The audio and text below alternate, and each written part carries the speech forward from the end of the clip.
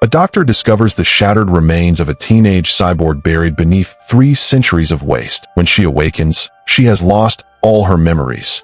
Yet whenever danger appears, she instinctively fights with the skill of humanity's most lethal warrior. It is the year 2563. 300 years earlier, a devastating conflict known as the Fall wiped out most of Earth's major cities. Only a single sky city managed to survive. That city, called Zalem, floats high above the Earth, untouched by the misery below. Directly beneath Zalem lies Iron City, a densely packed industrial settlement surrounded by rusting machinery, ancient structures, and remnants of forgotten civilizations. Nearly everything manufactured in Iron City is transported upward through massive supply tubes, and in exchange, Zalem sends its waste down to a giant scrapyard outside the city. Every morning, Dr. Dyson Ito visits the scrapyard to search for mechanical components that could be useful in his clinic. Ito treats injured cyborgs who cannot afford costly medical care, so even a damaged limb or a broken motor could prove valuable to one of his patients. During one of his searches, he discovers the wreckage of a female cyborg. After examining her and realizing that her brain is still alive, he takes her home and, with help from his nurse assistant, gives her an entirely new body. The following morning, the cyborg awakens in a girl's bedroom and is stunned when she sees her new body. She spends some time examining herself in the mirror before getting dressed and heading downstairs, where Ito is busy treating several other cyborg patients. Relieved that she is finally awakened, Ito offers her breakfast, only for the girl to reveal that she doesn't even remember how to eat a simple piece of fruit. She soon realizes, You know who I am? Since you're a total replacement cyborg, we can't find any records. Your very human brain is miraculously intact. I don't even know my own name. Later, she steps outside and experiences Iron City for the very first time. The city is poor and crowded, and when she looks upward, she sees Zalem. Zalem, the last of the great sky city. What holds it up? Magic? Something stronger. Engineering. Yet ordinary people are forbidden from traveling up to the city. I'm learning names. Do you have one for me? Alita. It's a nice name. I love it. Can we keep it? At least until I know my real name? Do you want to take a look? Yeah. What is that? It's Motorball. So cool. Nothing you need to be wasting your time watching. You want some? Can I hug you? Alita also notices a wanted poster offering a bounty for a criminal responsible for killing 6 women. Suddenly, a massive robot appears in the street, and Alita immediately drops into a defensive fighting stance. A young man named Hugo quickly pushes her aside to protect her, but Alita rushes back. Outstanding! Why don't you watch where you're going? Hey, what are those things? What planet are you from? Ito found me in the scrapyard. Scrapyard. Hey, Doc. Alita is new here. Still learning about things. Who is that? Hugo. Later that night, a woman returning to her apartment is suddenly attacked by the murderer from the wanted poster. At the same time, Alita wakes after hearing a strange noise and sees Ito returning unusually late, carrying a large suitcase with blood visible on one of his hands. The next morning, Alita begins assisting Ito at the clinic and discovers that a man's cyborg limbs were stolen by jackers. Why would anyone want to take your arms and legs? Those jackers want your parts for the black market to supply the Motorball games. You were lucky. Another girl was murdered last night. Which makes her increasingly suspicious of Ito and the injury on his wrist. After finishing work, Alita goes outside and encounters Chiron, a mysterious woman with a distinctive mark on her forehead. Hey, what's your problem?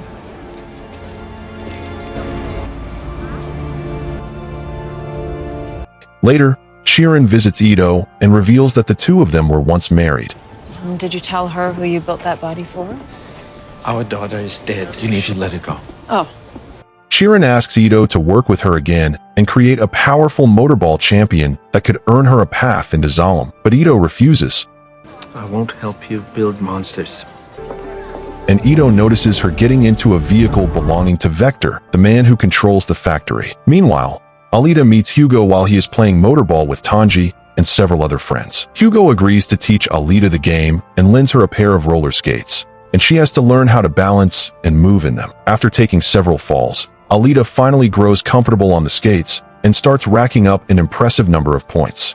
Once the game ends, Hugo takes Alita to try chocolate for the first time. It's so great. It's good, right? This is my favorite food. Oh, I wouldn't call it that. I will. It's a hunter warrior, a bounty hunter. Name's Japan. Scanning for his mark. I wouldn't want to be that guy. Look at that sword. Over the following days, Alita spends her mornings helping Ito and her afternoons with Hugo. Hugo brings her to the top of a tall building for a better view of Zalem, then admits that his greatest dream is to reach the Sky City one day.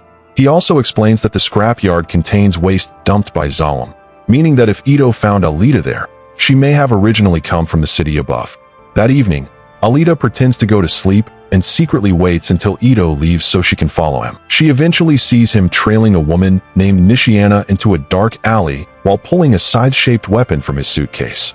Believing Ito intends to kill Nishiana, Alita rushes in to stop him and accidentally reveals their position. It's then revealed that Ito is actually a hunter-warrior who hunts criminals for the bounties on their heads, and the entire situation has been a trap set by Grewishka. Nishiana and Romo work under Grewishka, and all three are heavily upgraded cyborgs equipped with extremely advanced mechanical parts. Ito attacks Romo and manages to tear off one of his arms, but Romo joins forces with Nishiana and soon gains the upper hand against him. Seeing Ito in danger, Alita rushes into the fight.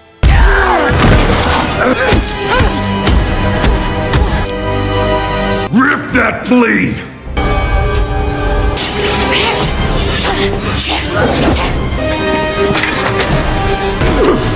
Watch her die.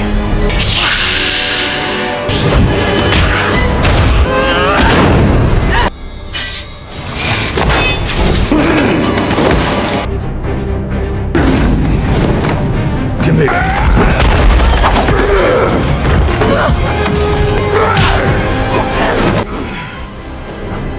A memory suddenly flashes through her mind, herself wearing specialized armor and fighting on the moon, where a woman named Gelda calls her 99. Snapping back to the present, Alita uses the same technique to tear off Grewishka's arm.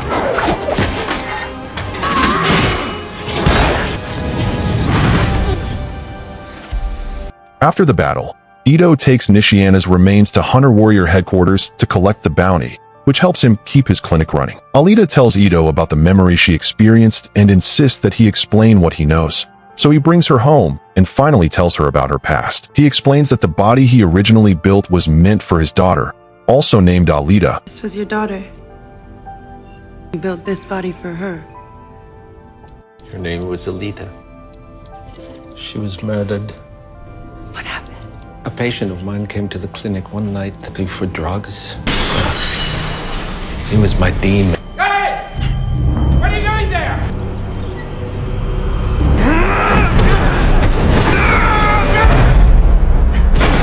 Alita couldn't get out of the way fast enough. Her mother, Shireen, couldn't deal with Alita's death. Maybe she just couldn't deal with me. Consumed by anger, Ito set out to find the man responsible, seeking revenge, and along the way he discovered a talent for hunting criminals, eventually becoming a hunter warrior.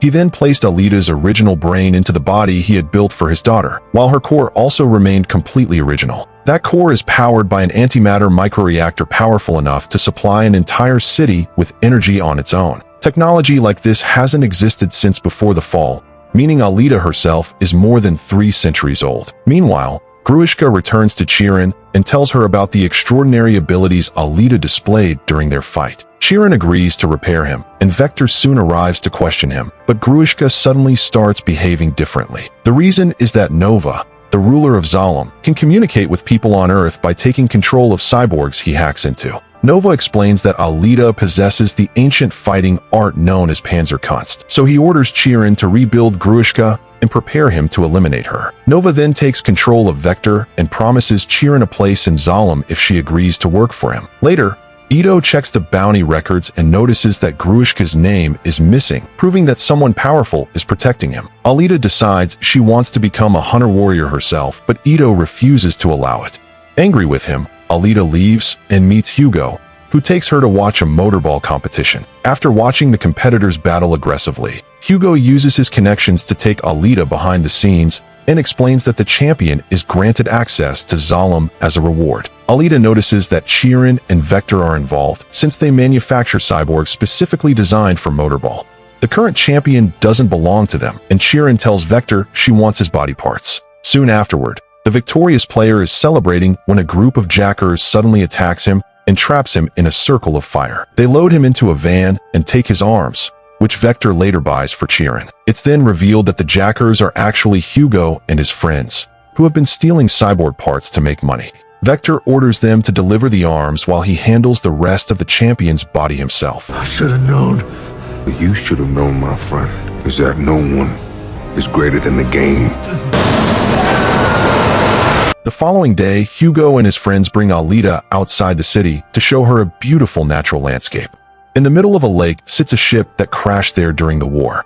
Scrappers have already stripped some of its valuable components, but most of the vessel remains untouched because it contains technology built by the enemy, the United Republics of Mars. Hugo believes the ship could trigger more of Alita's forgotten memories, so she dives straight into the lake and discovers she can breathe underwater without any difficulty. She walks along the bottom until she reaches the ship, where she opens an unusual door leading toward a mysterious energy field. Somehow recognizing the technology, Alita activates a control system and shuts down the protective barrier, exposing an advanced armored body, which she decides to take with her. When Alita returns home, she asks Ito to place her inside the newly discovered body because she feels an unexplained connection to it, but Ito refuses.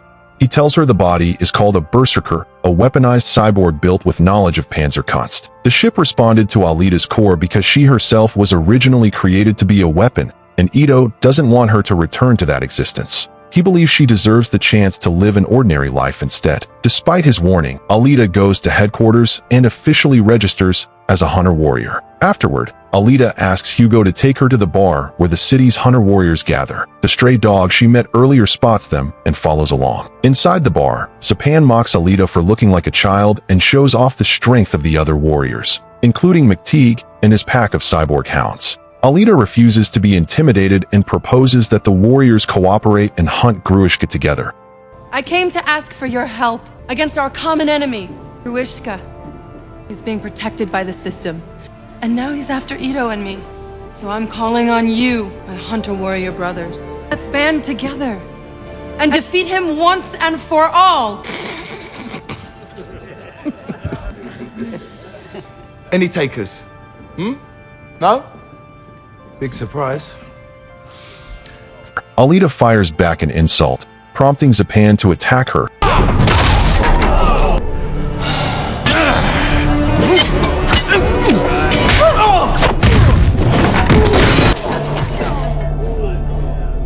But she quickly defeats him. She then calls the other warriors weak and offers a challenge. I will take on anyone in this room, and if I win, you fight alongside me.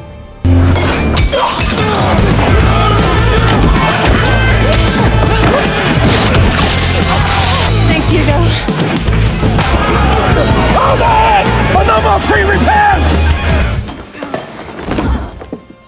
While Ito lectures Alita about what she's done, Grewishka suddenly bursts in and kills a man simply to show off how powerful his new upgrades have made him. He demands that Alita come forward.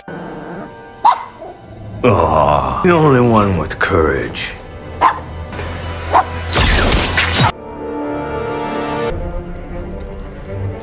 Alita smears the dog's blood across her face like a warrior's mark before attacking him. Ito tries to intervene, but Hugo holds him back. Grewishka tears open a massive hole in the ground, dragging the fight down into the ruins of the old world below. Alita fights on with incredible skill, but Grewishka's upgraded body allows him to wound her leg. He then tells her that Nova created her, just as he created Grewishka, leaving her emotionally shaken. When Grewishka attacks again, Alita fails to dodge and most of her body is destroyed.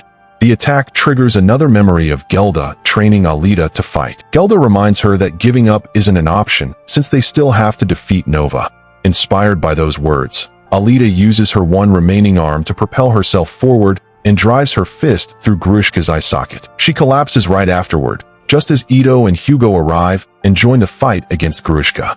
McTeague also shows up and releases his cyborg hounds to avenge the dog, frightening Grewishka into retreating. Ito carries what's left of Alita home and repairs her by placing her inside the berserker body, which immediately adapts itself to her. The next morning, Alita finds that she feels more powerful than ever and discovers that her fingers can produce plasma. Later, she meets Hugo and explains that the nanotechnology in her new body has made her sense of touch far more sensitive. Hugo gently touches her arms and face, letting her experience real human contact for the first time, and the two kiss. Meanwhile, Grewishka struggles angrily to accept his defeat, so Nova takes control of Vector's body and reprimands him, reminding him of his mission. After Nova leaves, Vector decides Grewishka can't be trusted with such an important task, so he plans to meet Hugo and get him drunk in order to pry information about Alita out of him. The next day, Alita finds Hugo in his apartment nursing a hangover. They talk about his dream of reaching Zalem, and Alita offers him the bounty money she's earned so he can buy a ticket from Vector. Hugo refuses, not wanting Alita to put herself in danger again, but she tells him she would sacrifice anything for him, even her own heart. To prove how serious she is, Alita removes her heart from her chest, but Hugo refuses it and instead tells her that Vector wants to see her compete in Motorball. Alita agrees on one condition: Hugo must become her coach, so that they can eventually reach Zalem together if she becomes champion. Zapan secretly watches the whole exchange from a distance. On the night of Alita's first major Motorball match, Ito equips her with extra protection and specially designed skate feet. Alita chooses the number 99, inspired by the memories she's begun recovering, while Vector secretly offers the other competitors a massive reward if they manage to kill her during the race. Elsewhere, Hugo catches Tanji and the others stealing parts from a cyborg and announces that he's leaving the Jacker business.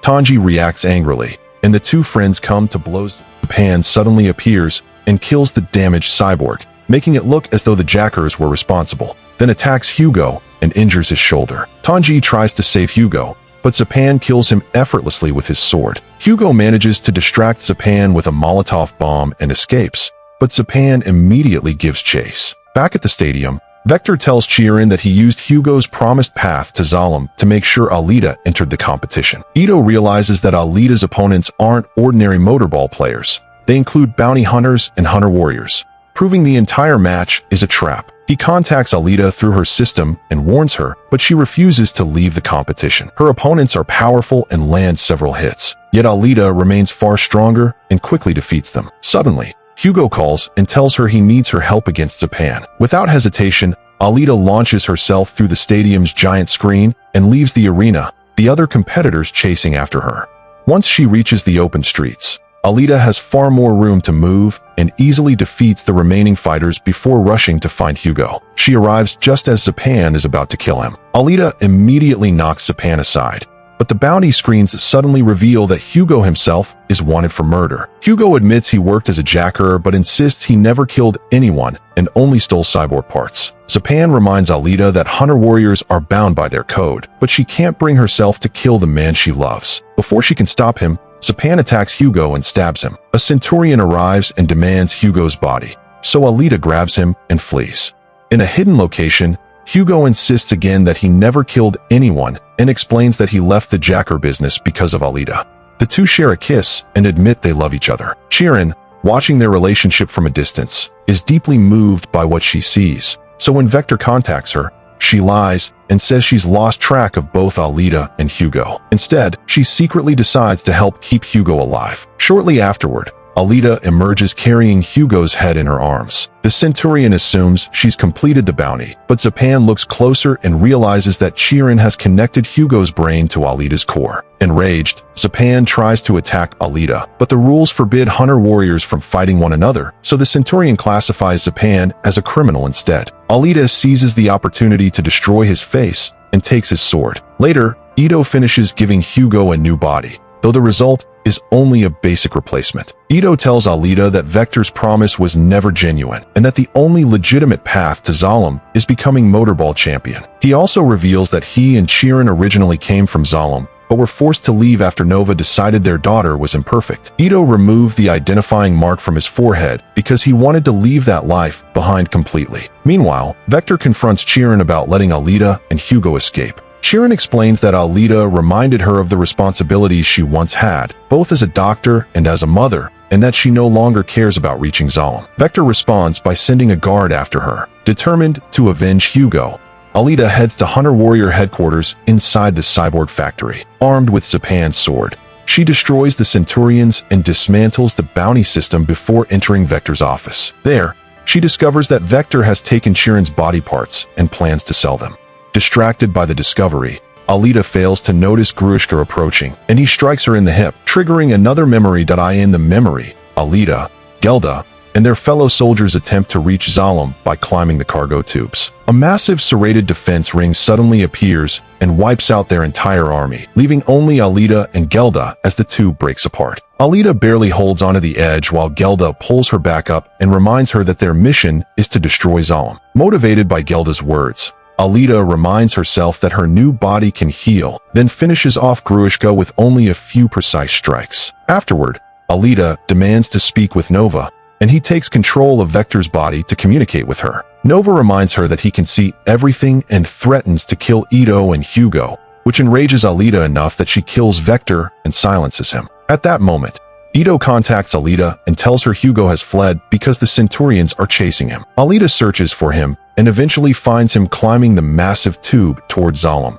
determined to fulfill his dream. She tries desperately to convince him that Nova is only using him as a way to reach her, but Hugo won't listen, and Nova takes advantage of the moment by sending a deadly serrated ring down toward them. Alita manages to dodge it, but Hugo is struck and loses most of his body. Alita leaps toward him and catches his hand before he can fall, but his damaged arm gradually starts to break apart. The two share their final words of love before his arm gives way and he falls to his death. Several months later, Alita has become a major Motorball star. During one of her matches, she raises her sword towards Zalem, vowing to become champion and eventually find Nova so she can take her revenge. Finally, the story ends with the narrator thanking and asking the viewers to like and subscribe to support his 4 days.